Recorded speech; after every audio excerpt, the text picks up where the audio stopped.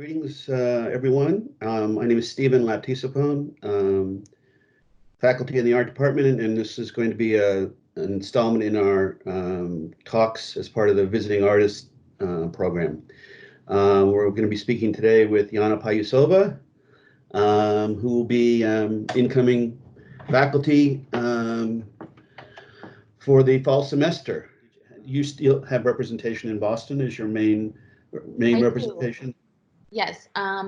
So I have all the things that were scheduled for spring, I was supposed to present at a conference in Davis, in California. That happened virtually.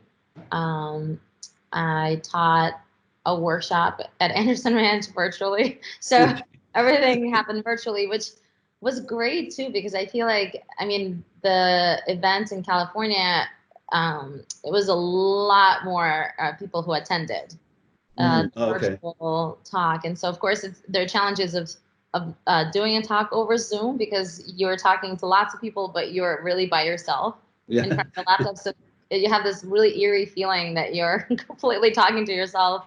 Yeah. But yeah, but as far as, next year, I just have that solo exhibition coming up, and I think things are starting to pick up. So, I think for a lot of people, 2020 is going to be this strange year. Yeah. Then I just got accepted into a residency in Denmark next summer. And so I'm just hoping that, by next summer, travel will be okay. And so we'll see. Where are things with your work currently? So I was lucky in that I finished teaching where I was teaching previously, which is University of Arizona. I finished teaching in May, and I actually had a really great productive summer because I didn't have I had some speaking engagements, but everything happened online, no traveling. So all of a sudden, everyone's stuck at home, and I'm still working on this large ceramic installation that's going to be shown at the Museum of Russian Icons. Was supposed to be in March. I think it's getting pushed back a little bit until they know for sure that the museum is going to be open and people can come and visit. And so I made a lot of work in the ceramic process. When you first sculpt it, it's greenware, and then you have to at least fire it once so that it's more transportable. And so even coming into Dallas, I'm bringing several boxes of bisqueware so I can start working as soon as I settle in. But I'm still making those figures that are holding all of these objects on top of their heads. And so I am about 50% done with the objects and the people in the installation. But it was kind of comical when I was packing the work to go into the pod, is that they're supposed to be these women that bear all of their past, and all of these objects on their heads, but I actually had to pack those objects as if they're actual objects. So, I was packing their suitcases, wrapping them in bubble wrap, and various other objects. It was kind of funny. You work a lot in series, I've noticed. Do you, what can you tell us about that? Or what are your thoughts about a series kind of thing? Is how demarcated are they? Or they're just sort of like start out and then you know where it's going to end? Or do you have a fairly set kind of like idea of the trajectory that's going to happen? So. Well, so with my very first project that I sort of consider my first serious project is the Russian prison series. It was the first time that I worked with a set of ideas continuously for several years.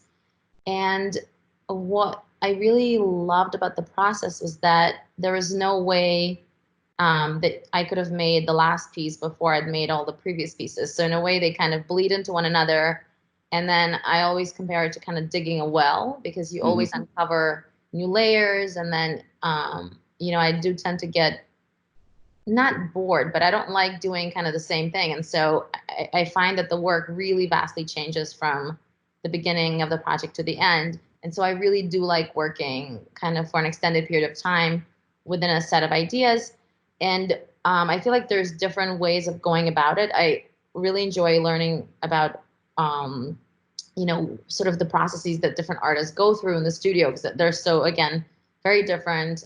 People kind of writers as well, And so what I really like is setting up some kind of a structure in place. So for example, if I was making, those series in Dinner for 30 Souls where I was making multiple heads, I will come up with a number, like say I'm going to do 50 heads. And so it's in a way arbitrary, but it gives me kind of a parameter to work with that's somewhat specific, but not so rigid. And so, right now with the installation that I'm working on right now with, I sort of have an idea of what I'm going for. It's going to be 3 figures with all of the objects that accompany them, but then it might extend a little bit if I feel like I still have something left to say about the project.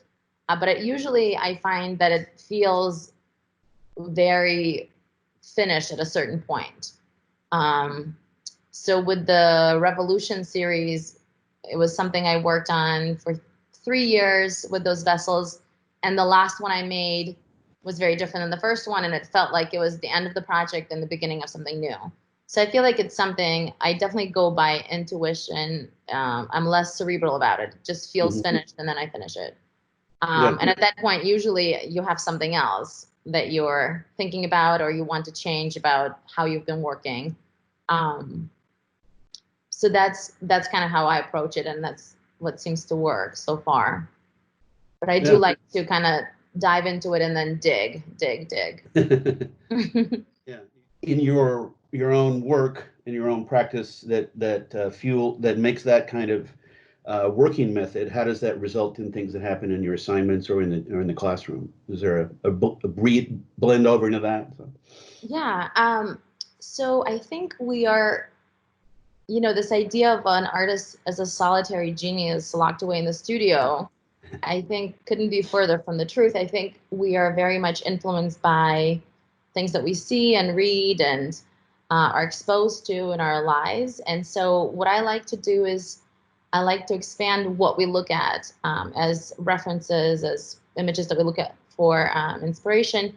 And so I show a lot of images in my classes when I teach, because again, I am a Russian who lives in America, and I've lived here since I was 17, so for a long time. And so you start to come across images that are almost cliche, like, for example, all of Disney references, it's like the most obvious kind of thing to look at for American teenagers growing up here. Right now, it's manga. I taught in the illustration design department at the University of Arizona, and manga is kind of the bane of your existence because it's something that people look at and then it just comes into the work. And in a way, for artists, I think it's great to look at other images and sort of do these, pay homage to them. But at some point, you want to expand kind of what you look at and what kind of images will make it back into your work. And so I always encourage students to go see exhibitions, even exhibitions that you might not think you will be interested in, for example. Maybe especially if you think they won't, Yeah, because it really sometimes can kind of, can really, change you in a way how you approach art making and what you think about art. And so I think that is something that is really important because then it expands your repertoire, your sets of ideas, like your notions of what other visual, languages are out there. And so, and to me, as a person who has a studio practice and teaches, I love that it goes kind of hand in hand because, for example, with the Revolution series, I was looking at all of these wordless novels of the 1930s that I haven't previously seen.